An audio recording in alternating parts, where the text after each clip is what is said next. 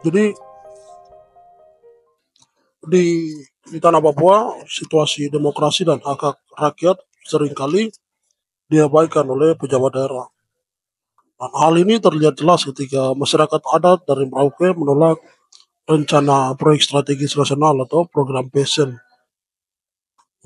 Masyarakat berharap bahwa DPR atau pejabat daerah akan berpihak pada mereka dan mencari solusi yang tidak hanya memprioritaskan kepentingan para pebisnis. Namun kenyataannya adalah pejabat daerah seringkali mengabaikan suara mereka dan malah mendukung para pebisnis. Hal ini menunjukkan bahwa pejabat daerah di Papua lebih memprioritaskan kepentingan ekonomi daripada hak-hak dan kepentingan rakyat.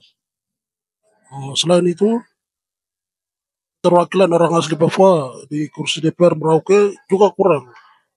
Jadi hal ini juga bisa dinilai penyebab sehingga suara rakyat tidak didengar dengan jelas.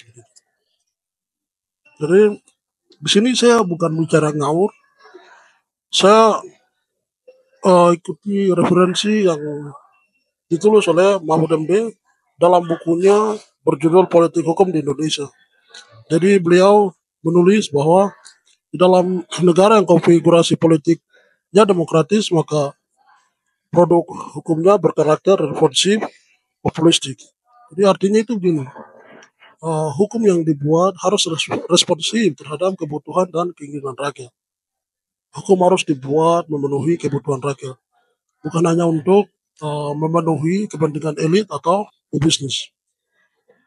Dan hal ini sebaliknya juga jika di negara yang konfigurasi politiknya otoriter, maka produk hukumnya berkarakter ortodoks atau konservatif atau elitis.